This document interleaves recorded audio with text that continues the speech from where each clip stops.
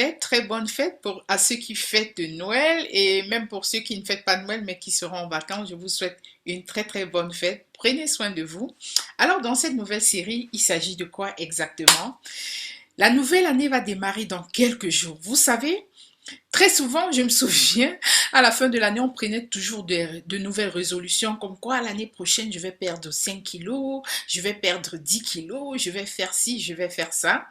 Moi, en tant que conseillère en sécurité financière, je viens vers vous avec quelque chose de spécial pour l'année 2022. Si vous n'êtes pas encore abonné sur ma chaîne, n'hésitez pas de le faire. C'est avec plaisir que je reçois tous les jours de nouveaux abonnés et c'est également avec plaisir que je reçois des likes, des commentaires et que je suis au courant de tous vos partages. Je dis encore merci à tous les abonnés, merci à tous ceux qui m'ont suivi durant l'année. Soyez tous bénis, prenez soin de vous et bienvenue sur ma chaîne Alice Dikweka. Ici, nous parlons d'investissement, nous parlons de finances, nous parlons de multiplier ses revenus, nous parlons également bien sûr de mindset. Je voulais partager dans cette nouvelle série avec vous comment épargner en un an 6 000 $. Pourquoi 6 000 $? Restez jusqu'à la fin et je vous dirai pourquoi. Bien sûr que vous pourriez également épargner 12 000 à l'année, 24 000, voire même 600 000 par an. Mais ici, je préfère démarrer avec 6 000. Et après, vous pouvez multiplier par le nombre de chiffres que vous aimeriez très bien multiplier. Lorsqu'on parle d'épargne, et j'ai parlé d'épargne pour l'année 2022 parce qu'on est à quelques jours, à quelques 10 jours de la fin de l'année. Et je voulais encourager tous ceux qui me suivent, je voulais encourager tous les gens de ma communauté, tous mes champions et mes champions, de penser toujours à épargner. C'est quelque chose de très important. Ne cherchez pas à dépendre des autres personnes. Et en plus, faites des projets. Fixez-vous des objectifs à l'année, au mois, à la semaine, à la journée, pourquoi pas. Donc, lorsqu'il s'agit d'épargner 6 000 $ par an, la première des choses, nous allons faire un peu la technique de comment manger un éléphant. On va découper cela en morceaux. Il ne s'agit pas un jour de porter 6 000 $ et d'aller déposer dans le compte, non. Alors, si nous prenons 6 000 $, on va diviser 6 000 $ par 12. Cela nous fera une épargne de 500 $ pour ceux qui le peuvent, hein, une épargne de 500 $ par mois. Ou bien une épargne de 125 $ toutes les semaines. Parce qu'au Canada, on est soit payé à la semaine ou aux 2 semaines. Ce n'est pas au mois comme dans les pays européens et les pays africains. Et une fois que vous avez pensé à cela, donc je voulais faire le calcul avec vous, c'est 500 $ par mois. Mais comment est-ce qu'on doit faire pour s'en tenir à cela? Parce que je me rappelle qu'il y a des gens qui commencent et qui arrêtent en cours de route. Donc ici, il s'agit de la discipline. Mais avant la discipline, vous devez cultiver la discipline, mais avant la discipline, il faut se fixer des objectifs. Donc ça, c'est le premier conseil que je vous donne. Toujours se fixer des objectifs. Pourquoi? C'est vrai que c'est moi qui vous le propose, mais vous qui allez le faire, pourquoi vous allez le faire? Je vais vous donner quelques idées. Il y en a qui vont l'épargner pour le dépôt de leur première maison, la mise de fonds pour leur maison. Il y en a peut-être qui épargnent pour les vacances. Il y en a qui épargnent pour des projets en immobilier, ce qui se fait très souvent. Et il y en a également qui épargnent certainement pour aider peut-être un membre de la famille ou bien pour les études des enfants. En gros, l'épargne, c'est pour plusieurs raisons. Ça peut également être pour votre retraite, quelque chose de très important. Donc, ici, nous allons parler d'épargne à court terme.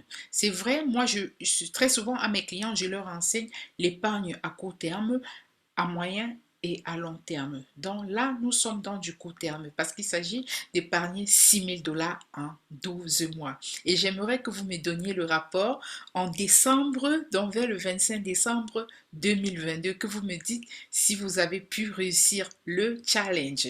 Alors, la première chose que vous devez faire, c'est de fixer des objectifs.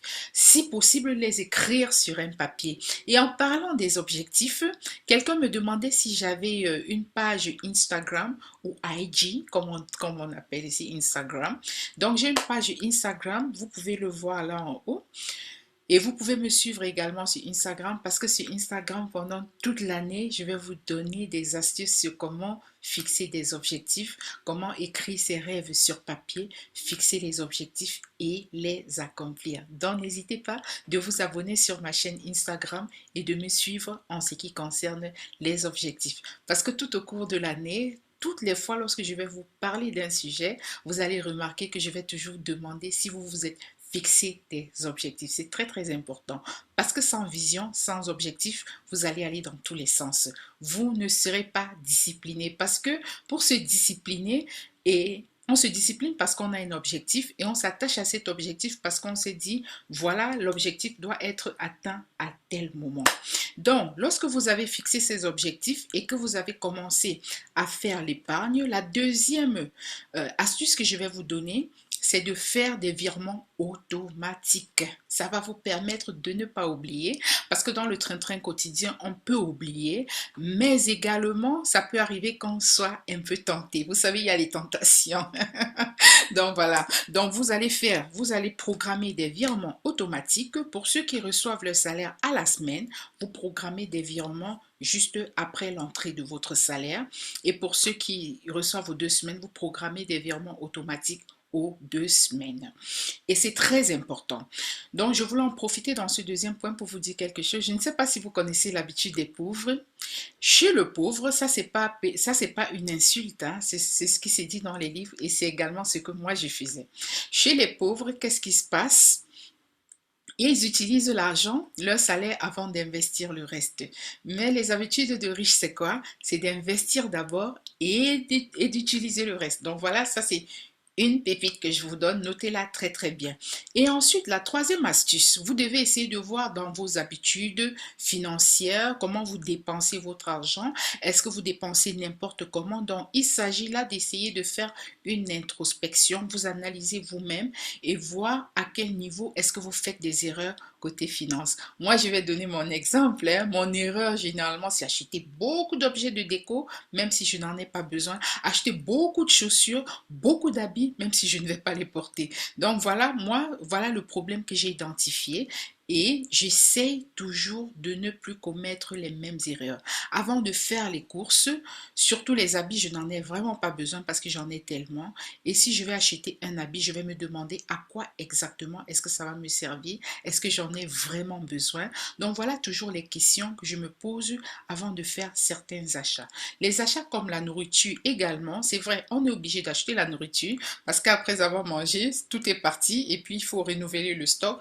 Mais encore là, je faisais beaucoup de gaspillage. Et là également, j'ai arrêté. Donc, en ce qui concerne la nourriture, dès que j'ai fait la cuisine et qu'on a retiré une partie, je stocke le reste au congélateur pour éviter tout ce qui est gaspillage. Parce que le gaspillage également, c'est pas drôle, mais également, ça nous coûte cher. Donc, ça pèse dans nos poches. Là, c'était la troisième astuce.